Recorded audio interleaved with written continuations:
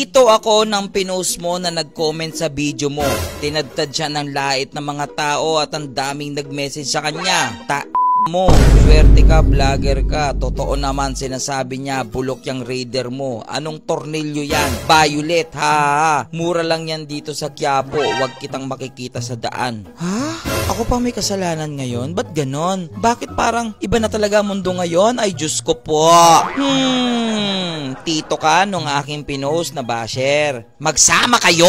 Parehas kayong ugok! Anong pinagsasabi mong mura lang sa Quiapo itong tornilyo ko na Violet? Hindi naman sa nagyayabang ako, idol. Baka sabihin nyo kasi mayabang ako. For your information, ang mga niyayabangan ko lang is yung mga basher natin. Itong mga sinasabi mong tornilyo na mura sa Quiapo, 2 piraso lang nito, ulam na nyo buong araw. Joke lang po. Ayoko talaga magyabang, pero kasi namimilit kayo at nananakot ka pa. Alam mo bang pwede kitang makasuhan sa ginagawa mong yan? Pinagbantaan mo pa ako na wag ako makikita sa daan. Kung kasuhan kaya kita. Anyway, talagang minsan yung mga bata kung bakit sila natutumang bash, nakikita rin nila sa mga matatanda. Kaya siguro ganun yung pamangkin mo, ganun ka ring tito niya. Magsama kayo.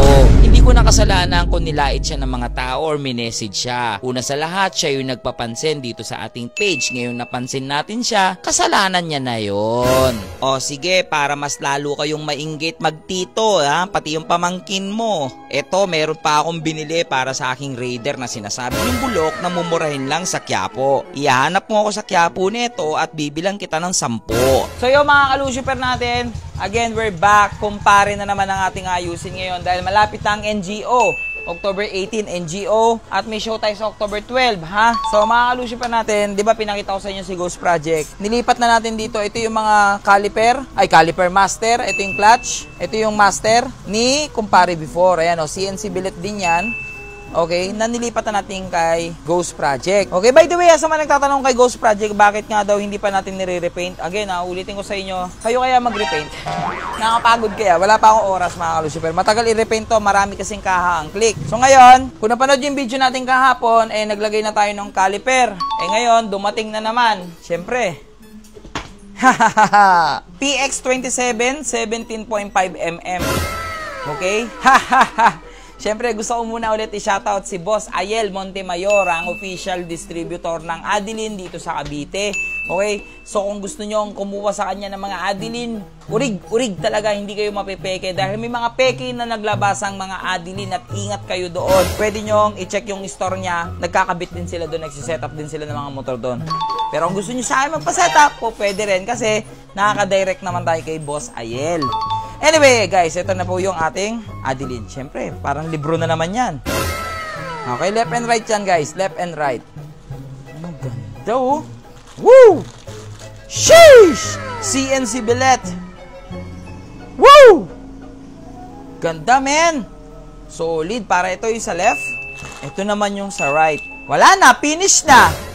Finish na talaga. Tapos tignan nyo yung tangke niya. Kahit hindi na tayo magpalit ng GR5, panalo na. Tangke pa lang, panalo na, guys. Di ba? Double tank na tayo ngayon. Lucio, Boss Lucio, bakit ka nag-dual tank Raider FI yung motor mo? Baka nakalimutan mo clutch yung kabila. Ganyan na siya, dual tank. Bakit nga ba tayo nag-tank na dito sa clutch natin? Kasi mag-hydraulic na tayo na clutch.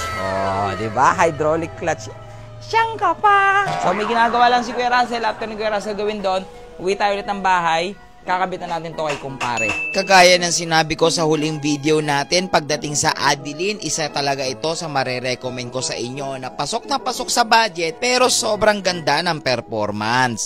Kasi kumpara naman natin sa mga ibang high-end na mga braking lines, eto namang Adeline talaga pasok na sa budget pero yung performance pang mamahalin talaga. Kaya kung gusto nyo rin neto, magkakaroon na tayo neto sa BCK Garage. At ito na nga, ikakabit na natin ito kay kumpare dahil kahapon nakabit na natin yung kanyang mga calipers. Sa pagkakataong ito, napapaisip na si Kuya Russell kung paano na naman sasakit ang ulo niya dahil pasasakitin ko na naman ang ulo niya dito dahil nga naka-dual tank tayo ngayon. In short, yung ating clutch side meron ng tangke kasi nga mag-hydraulic na tayo. So ibig sabihin magbi-bleed na rin dito sa clutch side natin. So yung brand din natin ng clutch pump natin o yung clutch hydraulic natin is Adeline din. Hindi pa kasi siya dumadating pero kinakabahan ako baka mamaya hindi umabot sa ating motor show pero gagawan natin ng paraan. So habang kinakabit dito ni Kuya Russell, napaisip ako bigla ba't parang biglang nagkaroon tayo ng mga stainless bolt. Mukhang gagastos na naman tayo ng GR5. Ay nako, hindi na natapos yung gastusin. So by the way guys, dumating na yung mga order ko from Malaysia, mga Hypertech na quick release. So, Boss Lucio, bakit pinagpapalitan mo yung mga dati? Sweet naman yung dati, mga original naman. Yes, pero kasi ngayon, medyo mahigpit yung rules sa NGO. Dapat pag Malaysian expert ka, dapat lahat ng pyesa ng motor mo ay ginagamit mismo sa Malaysia. Or, brand na galing Malaysia. Okay, so Hypertech, isa sa Malaysian brand yan. So ngayon lahat ng brake lines natin, Adeline sana kaso si Adeline wala pang nilabas ng quick release para malinis sana, Adeline na lahat. Problema natin wala. Inantay lang natin yung mga bago natin brake hose. Okay, may gagawin tayong mga modification dito kasi kung napapansin ninyo, dual tank na siya. So dapat may brake hose dito yan. Tapos ito sa clutch, may brake hose din papunta dito sa clutch. Yan. So mapapansin nyo itong clutch cable natin na to, matatanggal na yan. Wala nang clutch cable to. Mawawala ng clutch cable. Hydraulic na tayo. Hydraulic clutch na siya. So ngayon, dagdag puntos yan sa atin. Kasi dito naman lumalamang yung mga scooter. So yung mga scooter kasi, di ba, dito, nung napanood yung last video natin, lamang ang underbone. Pag dito, kasi dalawa ang caliper. Ang scooter, dito naman lumalamang. Kasi di ba, bawa, ADB, PCX, NMAX, mga dual tank yun. Mataas kasi puntos ng nakatangke. Ngayon, makakadikit tayo. Dalawa rin yung tangke.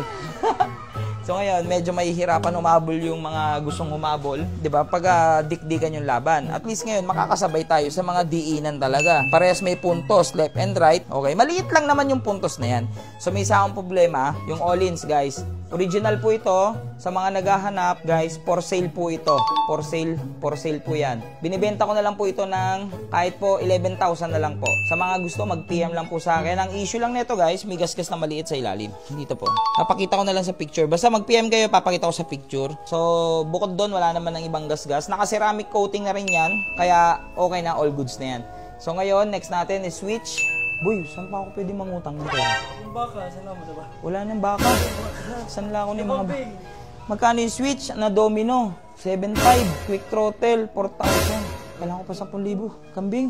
Namang kambing eh. Takti na, ang hirap naman. Naubos na lahat. Pisting yawang NGO to. Basta yun, kailangan na natin, kung ba't tinanggal natin yung mga Daytona, nilipat natin lahat kay Ghost. Kay Ghost na lahat. Kasi po, hindi na po masyadong pinupuntusan yung Daytona sa expert.